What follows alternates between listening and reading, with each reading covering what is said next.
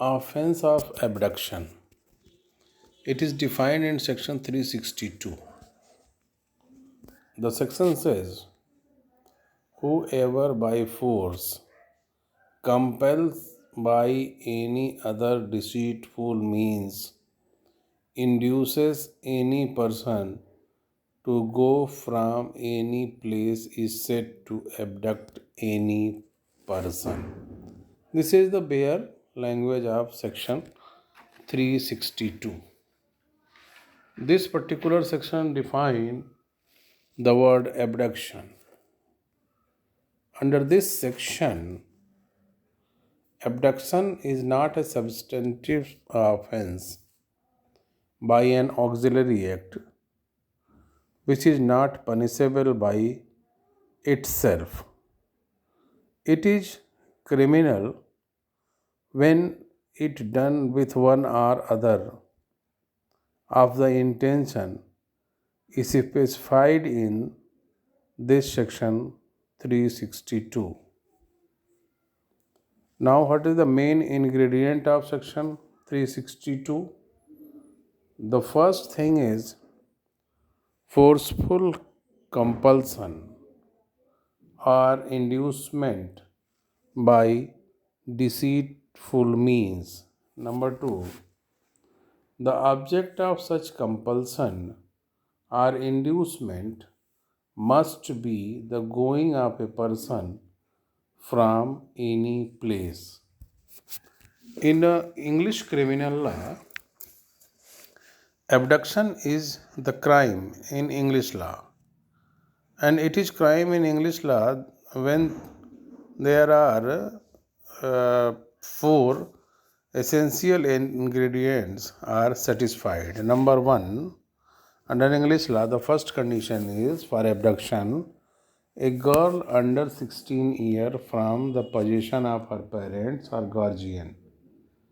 And number two, B, a girl of 18 or a defective woman of any age from such possession for the purpose of unlawful sexual intercourse. Number three, or C, a girl under 21 with property or expectation of property from such possession to marry or have unlawful sexual intercourse. The fourth one, of taking away and detaining any woman with the intention that she shall marry or have unlawful sexual intercourse with a person by force or for the sake of her property or expectation of property. Abduction is also often resorted to for seeking concession of some kind from a government, such as release of political prisoners. This is the position in English criminal law. Section 362, abduction, it may be said, by itself is no offense. However, when it is done with the intent to commit an offense, for example, to rob or to murder or to confine or to compel marriage, it become an offense punishable under section 364A or under sections 365 to 369. Now I want to repeat this point. The abduction is itself is no offense. However, when it is done with the intent to commit an offense, for example, to rob or to murder or to confine or to compel marriage, then it become an offense punishable under section 364A and sections 365 to 369. The ingredient I have earlier discussed, kidnapping and abduction stands on the same footing, but they are different. What is the force? Force in this section 362 means actual force and not merely a show or threat of force. Forceful compulsion or inducement by deceitful means. In case of abduction, a person is compelled either by use of force or is induced by practicing deceit to move from one place to another place. Actual force, as I have earlier said, is necessary. Merely show or mental threat is not sufficient for the crime of abduction. In inducement, there is some active suggestions on the part of abductor, which is the case of person abducted to move to one place where he would not have gone, but for this suggestion he agreed to go.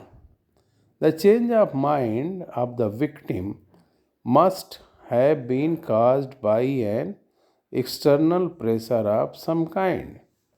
What is the meaning? Going of a person from any place. When force, fraud, or deceitful means are used so as to compel or induce a man to move from one place to another, the offense under this section is constituted.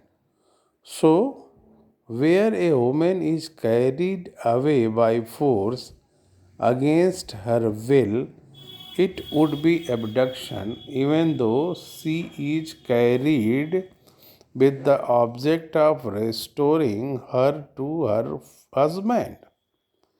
It is also note here necessary to note that abduction is a continuing offense and a person is liable not only when a person is first moved from one place to another, but all those who are involved in subsequently moving that person to other place are also liable, because this section define abduction as a continuing offense. Now come to the some cases which are important in this point.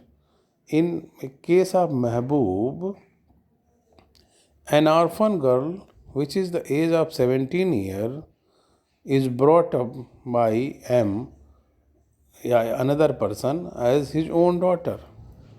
M is a neighbor. A induced her to leave home on the assurance that either he himself would marry her or get married. He did neither. Instead disbursed her himself and handed her over to one of his friends, who also proceeds to have connection with her.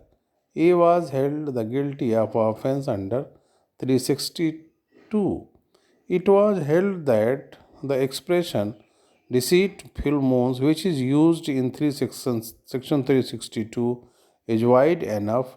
It includes the inducing of a girl to leave her guardian's house by means of a representation that the person to whom she went would either marry her himself or arrange for her marriage. Students, you must read the case the Chundu Murmu versus State of West Bengal, the Vinod Chaturvedi versus State of Madhya Pradesh, which is discussed in your textbook. In section 362, it must be for a man to move from one place to another place, which is I have discussed in this particular slide. It is very clear that it is a continuing offense, means a person is not liable in this section when a person first move from one place to another, but all those who are involved in subsequent moving that person to other place are also liable.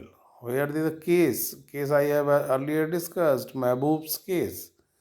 It was held that in this case, deceitful means is wide enough to include the inducing of a girl to leave her guardian's house by inducement to marriage. This is the section 362.